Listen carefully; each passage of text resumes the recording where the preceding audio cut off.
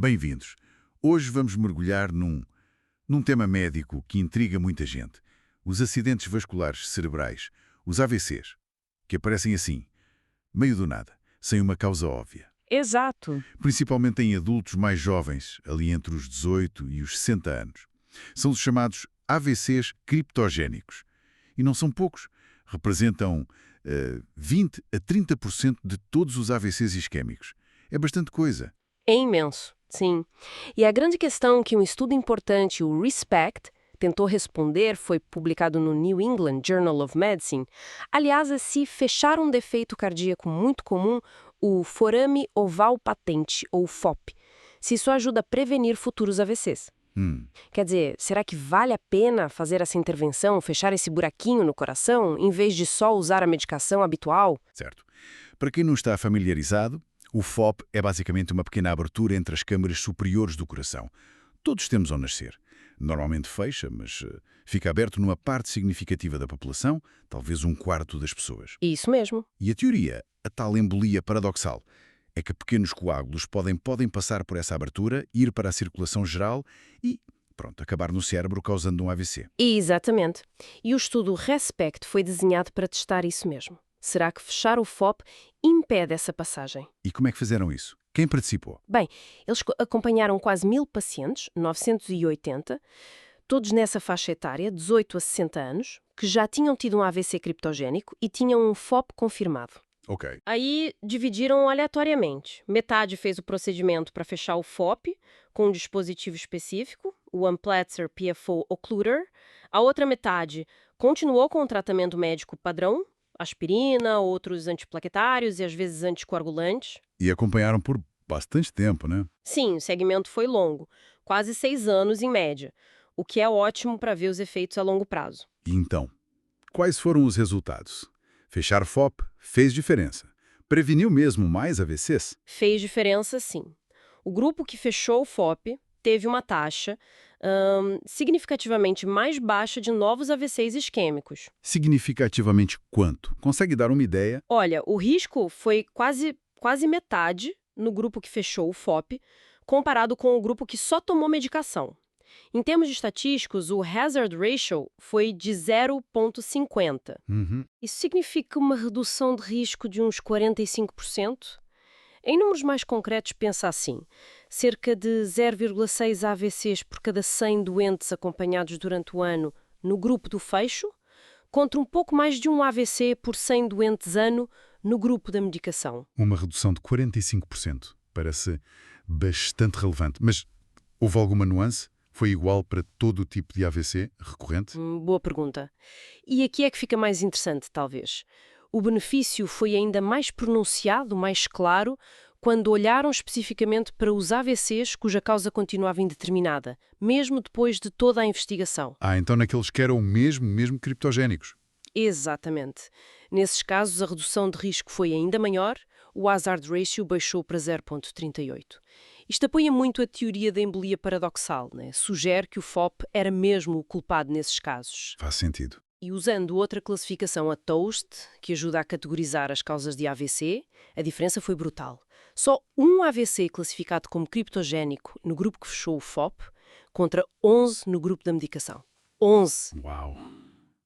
Mas o que é que isto significa na prática, que para o dia-a-dia do médico e do paciente?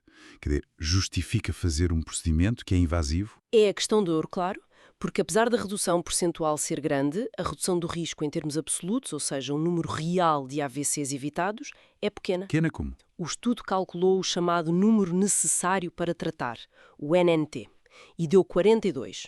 Isto quer dizer que é preciso fazer o procedimento de fecho em 42 pacientes para conseguir evitar um AVC ao longo de 5 anos, em comparação com quem só toma medicação. 42. Para um. Exato. Para uma pessoa jovem que tem décadas de vida pela frente, evitar um AVC, mesmo que seja só um em 42, pode ter um impacto gigantesco na qualidade de vida. Mas pronto, não há uma garantia para todos e é um procedimento. E o estudo deu pistas sobre quem poderia beneficiar mais. Mencionou que talvez não seja igual para todos os pacientes com o FOP, certo? Sim, sim. Os dados sugeriram que talvez haja subgrupos com maior benefício. Pacientes com certas características no coração, como um aneurisma do septo atrial, que é tipo uma parede mais mole ou redundante ali perto do FOP, Ok. ou aqueles com um shunt considerado grande, ou seja, onde passa muito sangue pelo FOP. Esses parecem ter tido um benefício mais marcado com o fecho. Parece promissor especialmente para esses grupos. Mas imagino que um procedimento invasivo nunca vem sozinho, não é? Deve ter os seus riscos. O que é que o estudo mostrou sobre a segurança? Sem dúvida. A segurança é sempre a outra face da moeda nestas decisões. E o estudo? Bem, revelou um risco aumentado de tromboembolismo venoso, o TEV, TEV, isso inclui o quê? embolia pulmonar, Exatamente. Embolia pulmonar, que são coágulos nos pulmões, e também trombose venosa profunda, os coágulos nas pernas. E esse risco aumentou muito. olha, foi um aumento significativo. O risco de embolia pulmonar foi mais de 3 vezes superior no grupo do fecho. E o de trombose venosa profunda, mais de 4 vezes. Embora para a TVP os números absolutos fossem baixos. É preciso dizer. E sabe-se porquê? Qual a explicação para isso? Os autores levantam uma hipótese. Pode estar ligado ao facto de os pacientes que fecharam o FOP terem usado menos medicação anticoagulante ao longo prazo. Talvez essa medicação no outro grupo estivesse a proteger não só de AVCs, mas também de TEVs. É uma possibilidade. Interessante. E, claro, há os riscos do próprio procedimento e o dispositivo. Não é isento. Cerca de 4,2% dos pacientes no grupo do fecho tiveram complicações sérias relacionadas com o procedimento ou o dispositivo. Ok. E quanto ao estudo em si? Era robusto? Tinha limitações que precisamos ter em conta? Todo o estudo tem limitações, né? Neste caso, uma delas foi que houve mais gente a desistir do estudo no grupo que só recebia medicação. Isso pode introduzir algum viés, embora eles tenham tentado corrigir isso com a estatística. Certo. E também foi um estudo aberto, quer dizer, os pacientes e os médicos sabiam quem tinha feito o procedimento e quem não tinha. Idealmente seria tudo cego, mas isso é difícil neste tipo de intervenção. A avaliação dos AVCs, no entanto, foi feita por um comitê independente que não sabia quem era de que grupo, o que ajuda a dar mais confiança aos resultados dos AVCs. Ok. Então, resumindo o cenário. Temos agora dados de longo prazo mais claros, mostrando que fechar o Foremaval em doentes jovens que tiveram AVC sem causa aparente, de facto reduz a chance de ter outro AVC comparado só com medicação. Exatamente, são dados mais sólidos do que tínhamos antes, sem dúvida. Mas Mas essa redução do risco de AVC vem com um custo. Um risco maior de coágulos nas veias, o TEV e os riscos inerentes ao próprio procedimento de fecho. Portanto, a decisão final é complexa, tem que ser muito individualizada, pesando bem os prós e os contras para cada pessoa. o que nos deixa a pensar, e talvez seja a reflexão final, considerando esta balança, não é? Benefício na redução da AVC versus os riscos de TEV e do procedimento. Como é que características específicas de um paciente, como ter aquele aneurisma do septo atrial ou um shunt grande, como o estudo sugeriu, como é que isso pode, no futuro, influenciar mais claramente a decisão entre fechar o FOP ou seguir só com a medicação?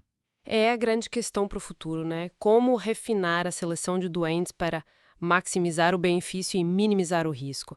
É algo que certamente vai continuar a ser investigado e discutido.